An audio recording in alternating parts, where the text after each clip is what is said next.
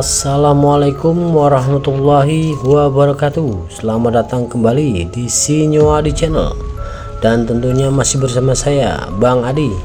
Apa kabar kalian semua? Semoga baik-baik saja, sehat badannya, dilimpahkan rezekinya, dan dihindarkan dari segala mara bahaya. Amin ya robbal alamin.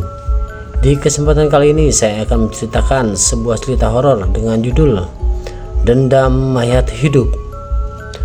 Oke, sebelum lanjut ke ceritanya, yang belum subscribe silahkan bisa subscribe dulu dan aktifkan lonceng notifikasinya agar kalian tidak ketinggalan cerita dari channel Si Nyoadi yang akan selalu membuat bulu kuduk merinding, dan juga tidak ketinggalan share and like. Oke, terima kasih. Kita langsung ke ceritanya.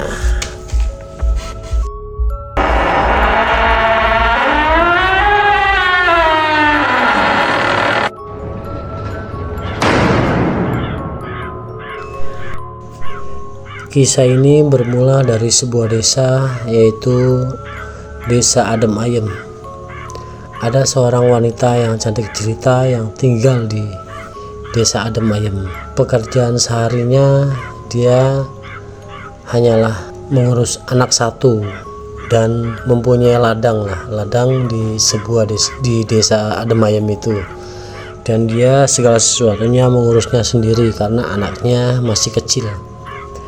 Anaknya cuma satu, lelaki, tapi dia mengurus segala sesuatunya sendiri tanpa ada perantara dari keluarga, karena dia hidup di sana itu sebatang kara dari awalnya. Dia emang sangat cantik sekali. Sebut saja Yanti. Si Yanti ini mempunyai ladang yang lumayan luas sepeninggalan orang tuanya, dan mantan suaminya yang sudah meninggal itu tidak meninggalkan harta warisan. Dia hanya mengandalkan warisan dari orang tuanya. Dia terus mencari rezeki dari ladangnya sendiri.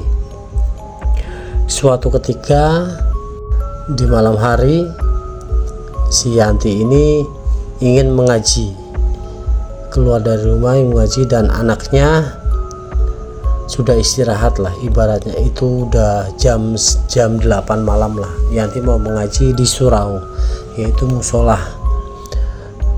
Seberangkatnya Yanti dari rumah berjalan kaki dengan gelapnya malam, tanpa lampu penerangan jalan lah, masih gelap lah, walaupun ada lampu-lampu sentir di tiap rumah, tapi itu kan tetap redup lah.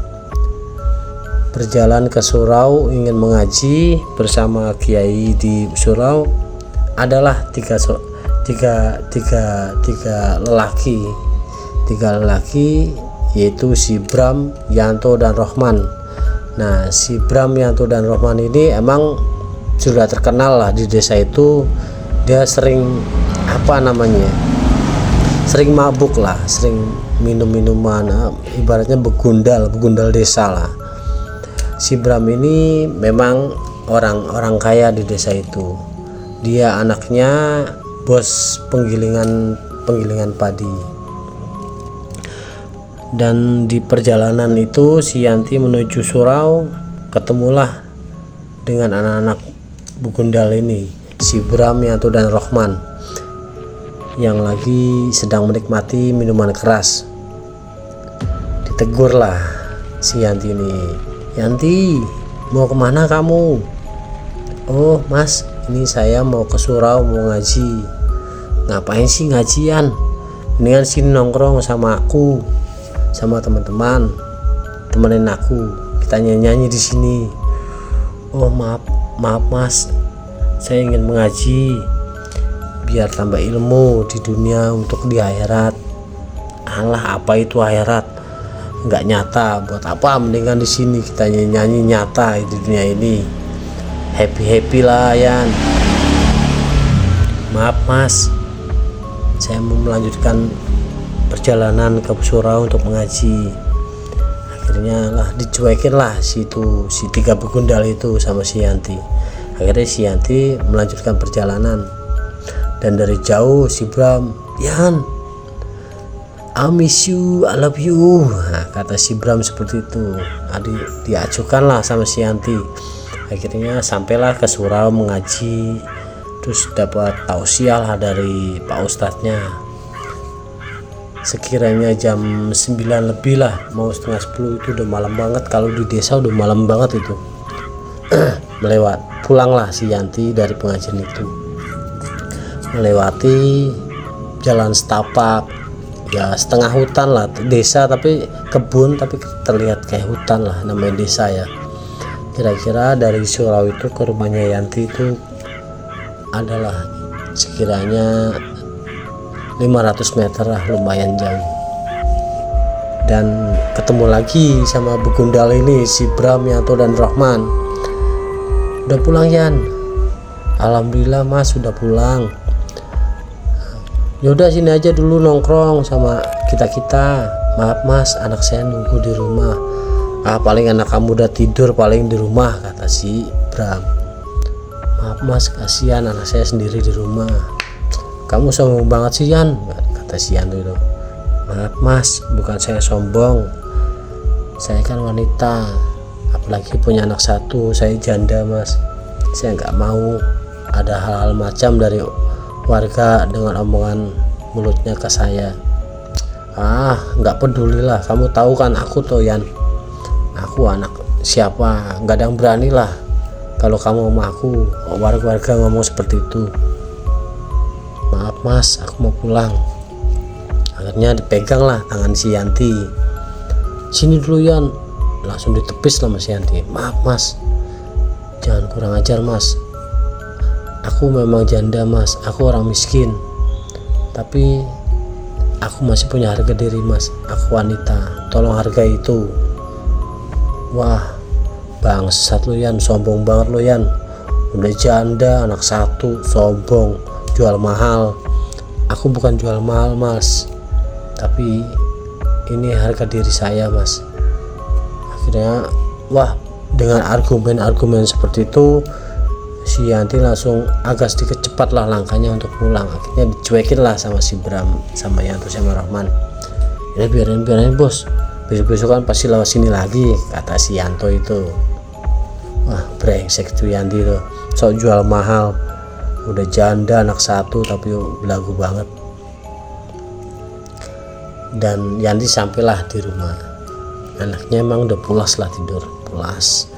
Besok paginya si Yanti ke ladang, dan si Bram itu kan anaknya si bos ya, anak si bos penggilingan padi. Di saat itu pas ada panen padi, di musim panen padi. Nah si Yanti menyuruh bukan anak buah ya, menyuruh orang untuk memanen lah ladang. Nggak mungkin lah seorang Yanti sendiri, perempuan, untuk memanen sendiri ladangnya. Akhirnya menyuruh orang, berapa orang lah untuk memanen. Setelah panen selesai semua dan mau menjualnya, mau ke penggilingan padi menjual ke bosnya. Akhirnya si Bram adalah di situ di penggilingan padi. "Oh Yan, kamu menjual padi kamu, beras kamu?"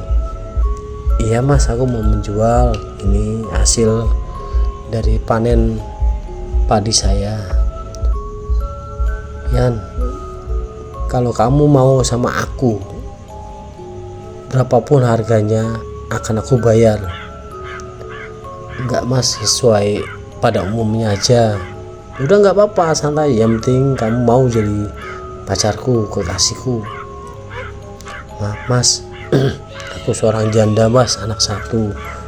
Aku nggak mau sembarangan orang untuk menjadi pendampingku, karena kalau dia sayang ke anakku, aku juga sayang sama dia. Ya udah, itu berarti aku jodoh aku. Tapi maaf mas, aku nggak ada hasrat buat menjadi pacar mas. Lu sombong banget lo Yan, lu kan janda, lu kan punya anak satu, kok sombong banget jual mahal banget. Bukan aku sombong mas, bukan aku jual mahal, enggak, aku nggak jual mahal. Maaf mas, memang di sini Yanti pandai lah untuk membalas kata-kata seorang si Bram lah. Tapi Bram nggak mau ngalah lah, dia seorang lelaki, dia itu apa namanya, orang kaya lah, seorang anak bos penggilingan padi, orang kaya di desa itu. Dia lah tetap merayu loh si Yanti ini. Dan si Yanti ini bilang, maaf mas, dengan pemikiran bohongnya lah, si Yanti bilang, mas aku udah punya jodoh mas, padahal itu nggak ada. Aku udah punya jodoh mas, aku udah punya kekasih, aku ingin menikah berapa bulan ke depan. Yang bener lo Yan? Iya mas, bener mas. Akhirnya si Bram, wah brengsek aku duluan. Wah, dalam pikiran si Bram, jangan sampai orang lain mendahului aku.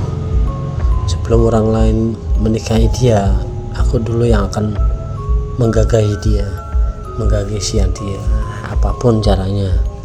Kayak nggak tahu aku aja. Pemikiran si Bram seperti itu. Akhirnya padahal itu si Yanti bohong lah, emang dia belum punya jodoh lah untuk dinikahinya. Karena untuk menghindari pemikiran bejat si Bram, akhirnya ya udah, kamu udah punya berapa banyak apa padi kamu untuk dijual di sini? Aku punya 1 ton mas. 1 ton, aku harganya segini ya. Ya nggak apa-apa mas, yang penting itu harga normal. Ya aku lebihin lah gini, nggak usah mas, nggak usah dilebihin, segitu aja udah cukup. Akhirnya deal dengan harganya. Yanti membawa duit pulang untuk hasil dari panennya padinya itu, dan membagi hasil kepada yang manen dan mengurus-ngurusnya lah, itu yang membantu si Yanti.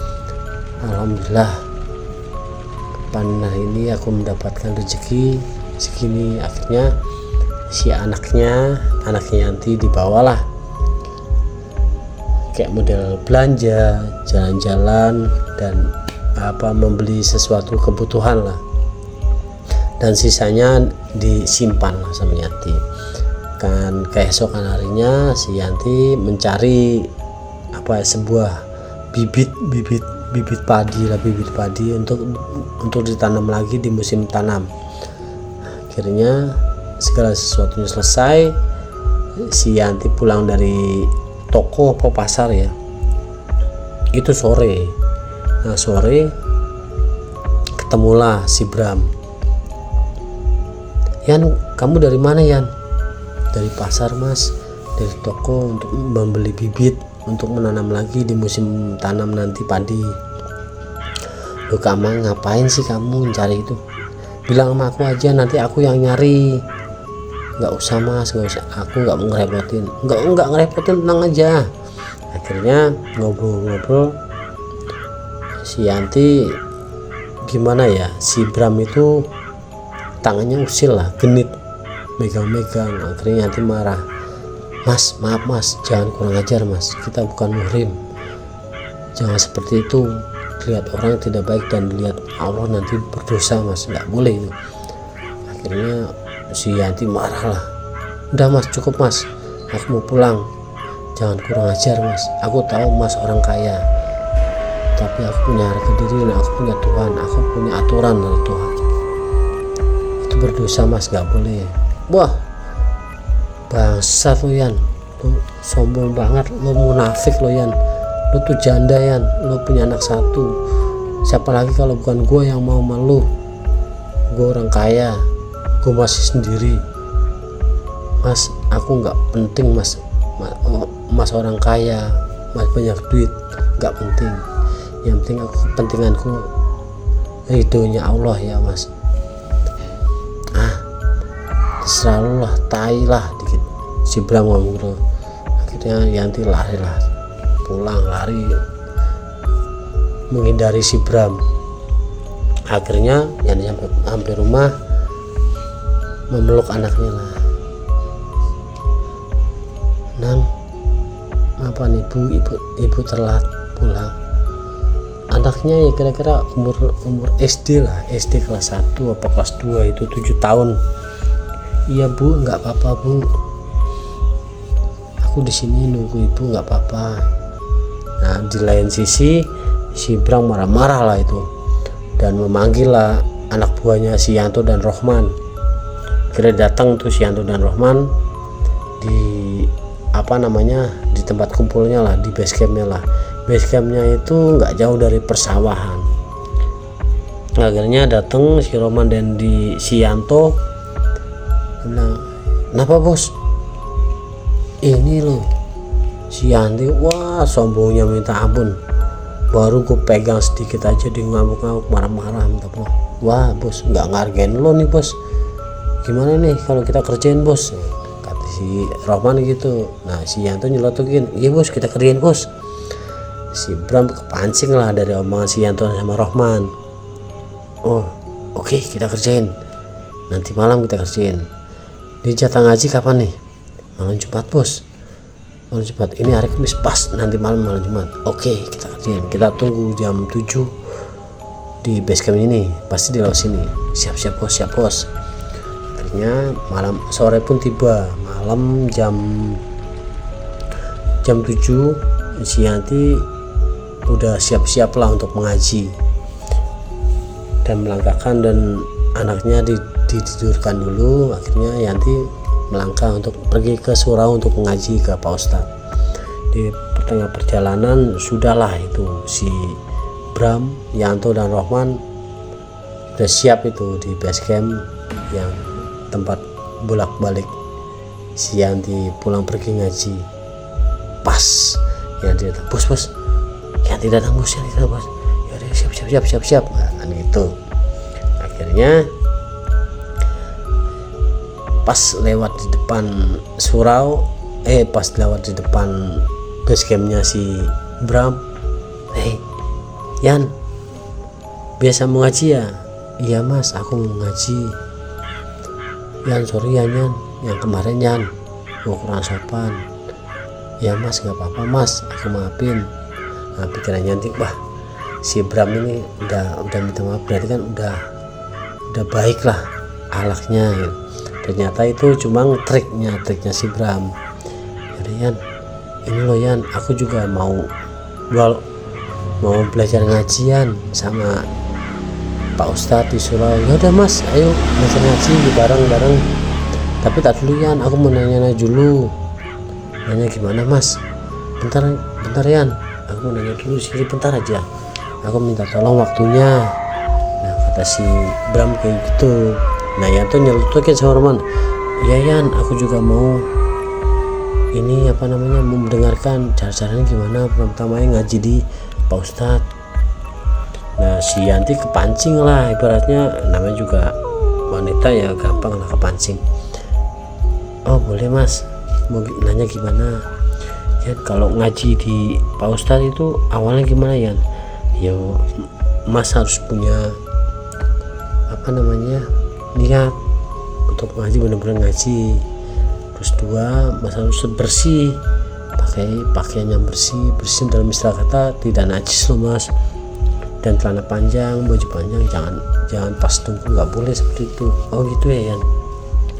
Nah terus si Bram ngelirik ke si Yanto, Yan dalam istilah katanya lirikannya dikedipkan si Yanto mata satu, terus Yanto memutar lah ke belakang si Yanti. Ke belakang si Yanti nggak lama langsung lah si Yanti dipegang lah tangannya dua-duanya. So teriak lah si Yanti, mas apa ini mas apa ini mas, jangan begitu mas jangan. Langsung si Rohman membekam mulutnya si Yanti. Akhirnya diikat lah tangan si Yanti, langsung di apa ya namanya, digeret ke suatu bangunan tua. Itu dulu apa ya, kayak model penggilingan tua itu, bangunan pabrik tua, dimasukkanlah ke situ. Akhirnya diikatlah si Yanti di tiang besi. Akhirnya dibukalah mulutnya dari apa, sumpelannya. Mas kamu mau ngapain mas kamu mau ngapain? Tolong mas, jangan sakiti aku mas, kasihan aku mas, kasihan anakku mas. Diam kamu Yan, kamu udah menolak aku berkali-kali, kali ini jangan sampai kau tolak keinginanku mas, tolong mas, jangan mas. Akhirnya ditampar lah si Yanti, pak, nangis lah si Yanti. Mas jangan mas, tolong aku mas, jangan, kasihanilah aku mas, aku sebatang kara mas, anakku gimana mas? Gak usah khawatir, kalau kamu nerima aku jadi istri kamu, anak kamu akan terawat baik. Bukan aku menolak mas,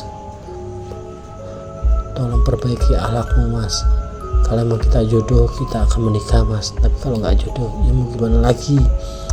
Banyak bacot lo Yan, pukul lagi buang. Akhirnya si Rohman bilang, bos gimana nih bos, udah buka celananya. Dibuka celananya si Yanti, si Yanto langsung dibuka bajunya lah. Akhirnya si Yanti itu tinggal pakai BH sama celana dalam. Si Bram langsung, wah indah sekali tubuhmu Yan, indah banget. Kalau aku tahu dari dulu lah aku sudah menikahi kamu, bukan mantan kamu yang udah meninggal itu. Mas jangan mas, istighfar mas istighfar. Wah dibungkam lagi mulutnya, diperkosa lah sama si Bram. Si Yanti ini diperkosa, setelah diperkosa gantian lah itu Bram, Yanto dan Rohman. Dan setelah itu si Yanti, mas kamu tega mas, kamu tega, akan kuadukan kamu ke kepala desa dan ke orang tua kamu. Nah di situ gak bakalan bisa, orang tua aku orang terkaya di desa ini, semua bisa disogok, gak bakalan bisa mengadu ke yang berwajib. Akhirnya dipukul lah wajah si Yanti, dipukul habis-habisan lah, wabuk dipukul pakai besi, macam-macam lah.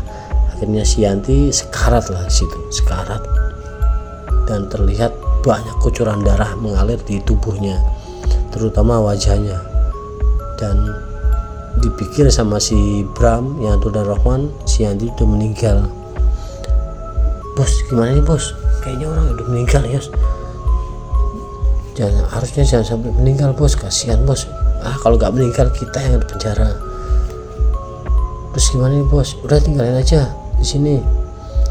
Akhirnya dilepas lah itu tali pengikatnya. Mungkin dari pemikiran si Bram ini nggak mungkin lah dia mau lari, orang udah meninggal. Jadi dilepas talinya, tali tangan, tali kaki dilepas sama si Bram. Maksudnya biarin, juga membusukkan di sini banyak binatang liar, paling dimakan binatang liar. Bos apa kita nggak buang aja ke hutan? Oh iya deh, benar-benar kita buang hutan. Yuk kita buang hutan.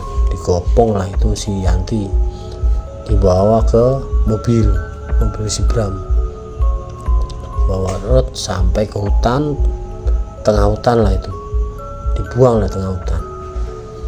Nah setelah itu pergilah si Bram, Yanto dan Rohman. Dan setelah perginya Yanto, Rohman dan Bram, tinggallah Yanti sendirian di tengah hutan ini dengan luka yang parah lah, dengan berdarah-darah. Dikira sih udah meninggal lah si Yanti. Akhirnya Yanti berteriak dengan lirih, tolong aku. Akhirnya nggak ada yang menolong itu. Sehari sampai pagi, sampai ketemu malam lagi nggak ada yang menolong. Akhirnya meninggal lah si Yanti itu, mengembaskan napas terakhir. Meninggal si Yanti. Dan di waktu itu juga adalah seorang orang tua yang kira-kira umur udah 70-80 tahun lah, udah tua, melintasi hutan itu dan melihat sosok wanita. Dan orang tua itu juga nggak sembarangan, orang tua pinter lah, dan melihat dari raut wajahnya, wah penuh luka, badannya penuh luka, pasti bekas penganiayaan dan diperkosa. Kasihan sekali anak ini. Dan di Terawang ternyata si Yandi ini arwahnya belum kemana-mana. Di sepenglihatan si bapak kakeknya itu loh, arwahnya masih di situ. Akhirnya si Yanti dibawalah, Nduk, ragamu tak gowo, Nduk, ragamu tak bawa pulang, dan dirimu, Nduk, ruhmu ikut melu aku. Akhirnya dengan bahasa Jawa lah, melu aku, ikut aku. Akhirnya jasadnya si Yanti dibawa pulang sama kakek itu, dan ruhnya mengikuti dari belakang. Sesampainya di rumahnya kakek itu, di gubuk itu,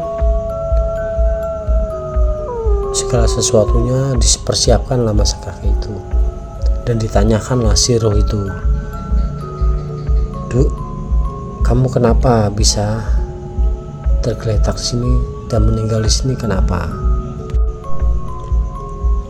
Mbah, tolong aku, Mbah, aku Yanti, Mbah, tolong aku, Mbah, aku diperkosa, dibunuh, Mbah, sama Bu Gundal, 3 orang itu. Kasihan anakku, Mbah, tolong, Mbah, kasihan anakku. Dan si Mbah itu bilang, Duk, kamu membalas dendam apa tidak? Kalau kamu tidak membalas dendam, jasadmu akan aku kubur, dan anak kamu akan aku masukkan ke pondok punya anak murid Mbah. Mbah, aku mau balas dendam dulu, Mbah. Aku mau balas dendam sama yang namanya si Bram dan anak buahnya itu, si Yanto dan Rohman, Mbah. Aku diperkosa, seperti dipukuli, Mbah, padahal aku sudah minta maaf, Mbah, minta ampun, Mbah. Kamu gak usah banyak cerita, Mbah udah tahu. Yang penting kamu siap, raga kamu Mbah masukkan yang tidak komplit, ragaku yang tidak komplit ini Mbah masukkan oleh roh kamu dan pembantu Mbah. Maksud ini pembantu itu kayak model jin lah itu ya, jin yang sembah itu. Akhirnya nggak apa-apa, Mbah, nggak apa-apa, Mbah, yang penting aku bisa balas dendam. Baiklah, kalau emang itu mau kamu, akan Mbah laksanakan. Akhirnya malam itu Mbah itu ritual dengan segala macam obor rampe lah ya, kembang 7 rupa, padupa, segala macam. Datanglah jin jin anak buahnya Simbah itu. Jinnya datang dan ruhnya itu menyatu, memasuki roh Sianti, memasuki jasad Sianti. Sianti gelepakan, akhirnya wah dengan wajah seram si Yanti itu bangun dari tidur dengan akan aku bunuh mereka semua, kata si Yanti seperti itu. Kan Simbadan bilang, Yanti, malam ini kamu akan puaskan dendam kamu untuk membunuh semua orang-orang yang jahat sama kamu. Ya Mbah, saya akan bunuh semua Mbah. Akhirnya sekarang silakan kamu pergi untuk menuntaskan dendam kamu. Wah, si Yanti bangun langsung berjalan lah, kayak seperti mayat hidup lah, berjalan waktu. Akhirnya sampailah ke tempat tongkrongan si Bram, Yanto dan Rohman. Dan pas Yanto, Rohman dan Bram itu ngobrol minum-minum dari belakang, hai Bram, Yanto, Rohman. Wah, kaget lu dengar suara seperti itu. Siapa tuh? Nah, kata si Bram, kita cari agak dicari. Namanya juga orang mabuk ya, agak sedikit berani lah sama hal-hal seperti itu. Pas dilihat, bos, itu Yanti bos. Tapi wajah seram kok masih hidup bos. Wah, gue juga nggak tahu, gue kira udah mati di tengah hutan dimakan binatang bos. Masih hidup bos. Bos gimana bos? Nah, kata si Yanto sama Bram, Yanto sama si Rohman seperti itu. Gue juga nggak tahu, kok nanya gue, lo goblok lo. Akhirnya malah ribut tuh bertiga. Pas ribut bertiga, akhirnya yuk kita lawan, gak usah takut. Akhirnya pada bawa pentungan lah, majulah si siapa namanya Yanti mau mencekek bagaimana, kan namanya mayat hidup itu masih berbentuk memakai tubuh manusia lah ya, jadi dipukulnya masih bisa lah, tapi nggak terasa lah. Dipukul sama si Bram, si Yanto, babu, jatuh bangun lagi dipukul. Akhirnya dipegang lah leher si Rohman, leher si Rohman. Akhirnya si Rohman ditekan, ketakutan si Rohman, lehernya digigit lah sama si Yanti, sampai bolong itu. Akhirnya sampai pokoknya dicakar-cakar wajahnya, tubuhnya si Rohman itu sama si Yanti. Hampir terkapar lah mati si Rohman. Si Bram sama si Yanto melihat takut ya, dia kita pukul gak mati, malah menggigit teman kita, saudara kita. Si Rohman, aduh kita kabur. Akhirnya kabur lah si Bram sama Yanto, kabur gak palang, tetaplah dikejar sama Yanti. Tapi jalannya kayak zombie dulu Yanti itu,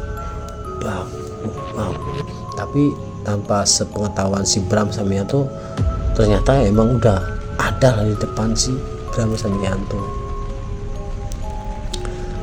Drop depan si Yanto, Yan, maafin gue Yan, itu aku suruhan si Bram Yan, gue gak tahu. Kamu ini kalau udah seperti ini kamu takut dan minta maaf lagi, itu aku minta maaf, kamu tidak maafkan, kamu tetap memperkosa aku, memukuli aku. Akhirnya si Yanto tetap lah megang tangan si Rohman. Tangan si Yanto, ampun Yan, maafin gua Yan, maafin. Akhirnya dari cakarnya si Yanti dengan tangan kanannya langsung dimasukkanlah ke perut si Yanto.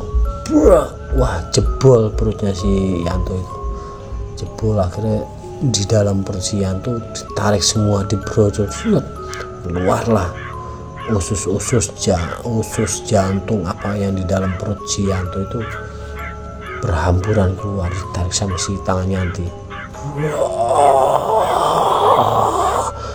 Si Yanto kesakitan meregang,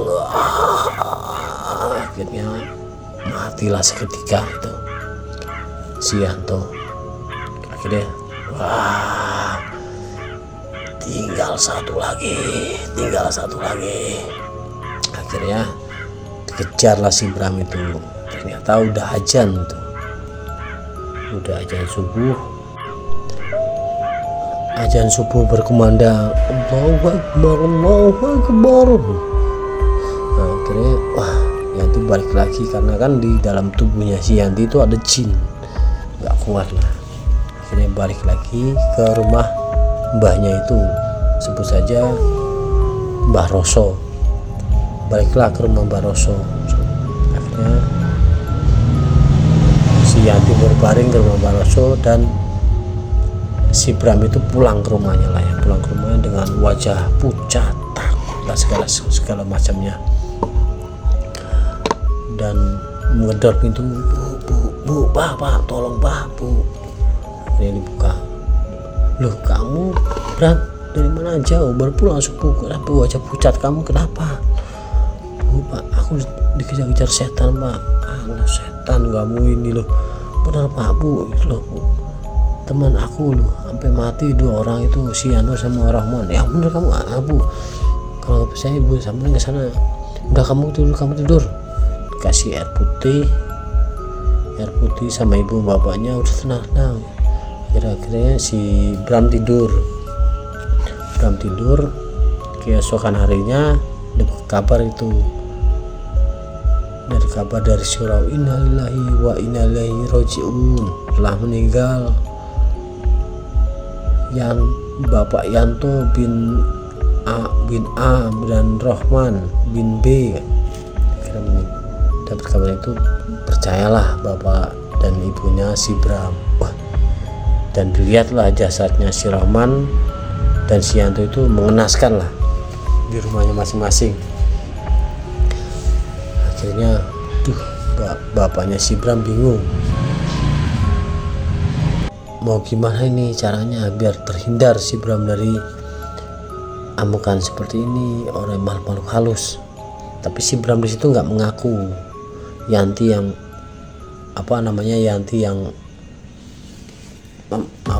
membunuh si Yanto dan Rahman, dan si Bram awal mulanya membunuh si Yanti, nggak mengaku lah. Akhirnya gimana ini, akhirnya mencari orang pintar lah bapaknya si Bram. Pas kemalaman harinya, orang pintar itu ada 4 lah, dan beradu ilmu lah, ketemu sama si Yanti di tengah persawahan itu, ketemu, dan tetaplah si Yanti itu dibantu sama mbahnya itu, tetaplah dukun itu kalah, 4 dukun itu kalah, tepar, mati lah langsung. Dan keesokan harinya bapaknya si Bram bingung lagi, 4 dukun kok bisa kalah sama Yanti ya, sampai mati, apa kalah ya, sampai mati, apa nih harusnya. Akhirnya bingung, dan pas malam Jumat Kliwon itu si Bram lagi nongkrong lah di depan rumah teras. Dia nggak berani lah nongkrong di persawahan, soalnya teman-temannya udah pada mati ya. Nongkrong depan teras, dia minum sebotol minuman keras, sebotol, walaupun depan rumah dia tetap minum lah buat ngilangin stresnya dia. Apa yang aku harus lakukan ini untuk menghindari serangan mayat si Yanti? Aku takut, apa aku harus keluar kota ya? Akhirnya dia punya inisiatif mau keluar kota besok. Tapi malam itu juga si Yanti mendatangi si Bram dengan nada yang menyeramkan.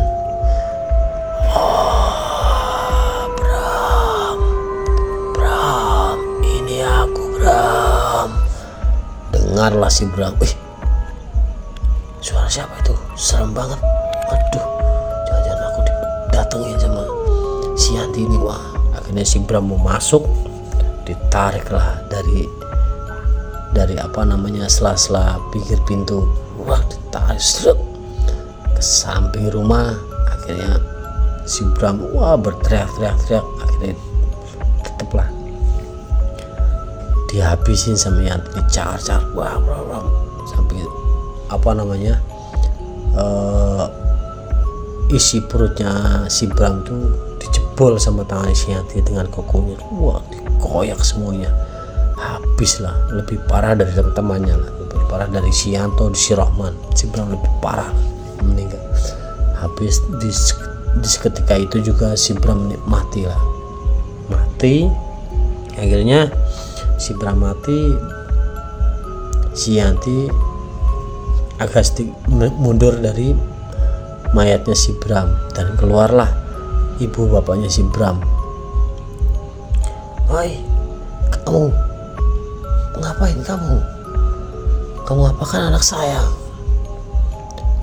"Hai ibu, kamu tahu saya ini siapa? Kamu siapa?"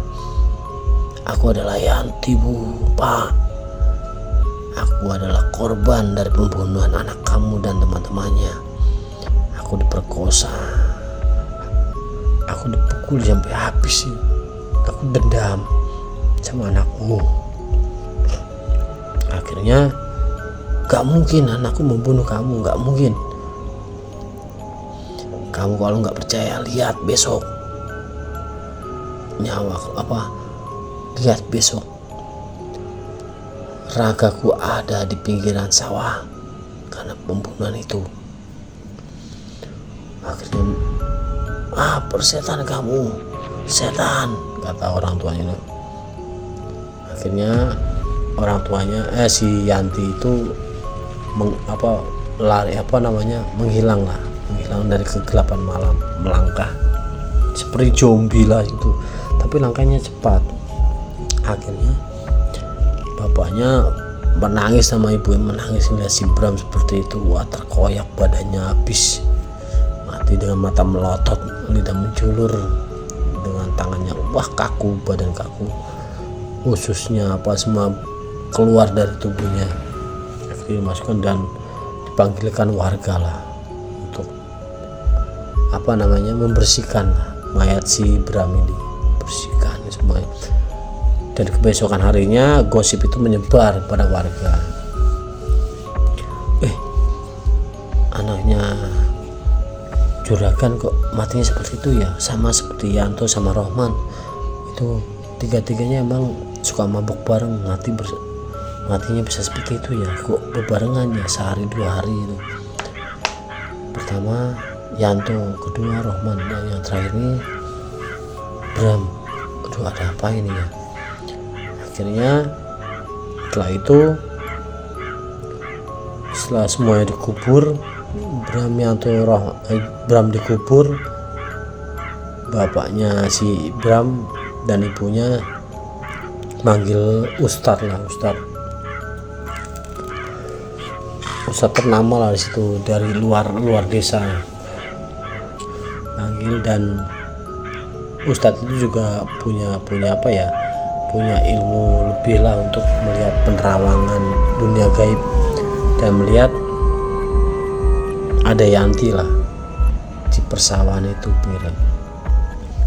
Dan Pak Ustadz itu didampingi warga, ada beberapa warga lah, sama bapak ibunya si Bram. Dan Pak Ustadz itu bilang, "Siapa kamu?" "Aku Yanti, Pak Ustadz, aku Yanti." "Kamu kenapa kok bisa membunuh 3 orang sekaligus? Permasalahannya apa?" "Kalau Pak Ustadz ingin tahu, aku mati dibunuh sama si Bram, Yanto, dan Rohman. Aku diperkosa, aku dipukuli sampai mati, habis badanku dipukuli sama mereka. Tapi Pak Ustadz harus ingat, aku belum mati, aku masih hidup. Inilah ragaku." "Astagfirullahaladzim," kata Pak Ustadz seperti itu. "Ingat, kamu sudah mati Yanti. Duniamu sudah berbeda. Segala sesuatunya pasrahkan kepada Allah SWT untuk membalas segala kejahatan, bukan kamu seorang." "Diam kamu Pak Ustadz," kamu gak tahu apa, kamu gak tahu sakitnya aku meninggalkan anak sematawayang. Kasihan dia. Aku sudah memohon sama mereka bertiga, tapi mereka tidak mau mengiyakan permohonanku. Makanya aku dendam. Baiklah, kalau memang itu dendam kamu sudah terbalaskan. Tiga-tiganya sudah mati, sudah meninggal. Terus sekarang kamu mau apa? Aku mau pulang, Pak Ustadz. Aku mau pulang. Aku mau pulang. Tolong Pak Ustadz, titip anakku di pesantren Pak Ustadz. Didik dia dengan baik. Baiklah kalau emang itu maumu. Dan satu lagi Pak Ustadz, datanglah ke desa ini, temui Mbah ini untuk melihat aku di sana terakhir kalinya. Akhirnya baik, itu akan aku lakukan. Dan setelah itu si Yanti pergilah ke semak-semak di persawahan itu dan menghilang. Akhirnya Pak Ustadz berunding sama orang tuanya si Bram.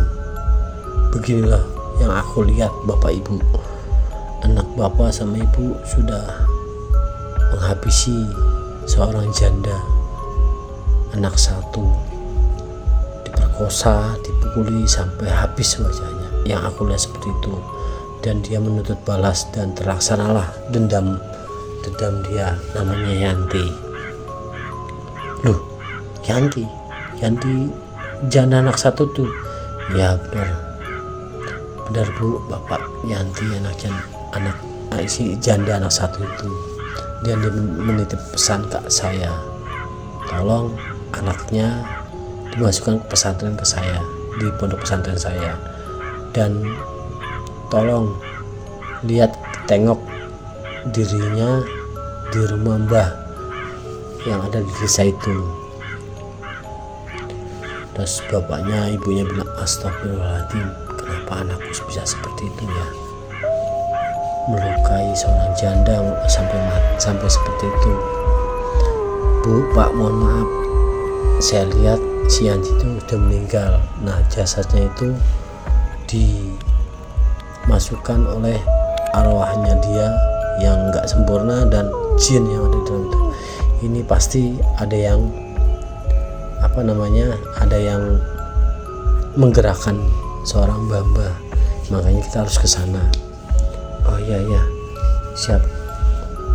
Untuk menebus kesalahan dosa-dosa anak saya akan membantu Pak Ustadz. Akhirnya bergegaslah ke rumah mbahnya itu, dan mbahnya itu bilang, pas Pak Ustadz dan orang tuanya Bram ke rumah mbahnya itu, assalamualaikum Mbah. Oh, kamu Pak Ustadz, masuk. Akhirnya masuklah Pak Ustadz dan orang tuanya si Bram. Kamu gak usah bertanya macam-macam Pak Ustadz. Ini aku jawab, ini si Yanti, jasadnya di sini sudah membusuk. Tapi memang sengaja aku bangunkan dia dengan ruh dan jin yang aku punya. Dia ingin membalas dendam. Kasihan dia semata wayang punya anak satu janda, ditinggal orang tua dan suaminya disakiti sama orang lain, yaitu namanya si Bram Yanto dan Rahman. Bapaknya si Bram sama ibunya Bram menunduk lah, malu gitu. Dan tolong sempurnakan mayat jasadnya si Yanti untuk bisa dikebumikan. Baik Mbah, akan saya sempurnakan segala sesuatu untuk dikebumikan, tapi tolong keluarkan jin dan ruhnya si Yanti ini untuk bisa kembali ke sisinya.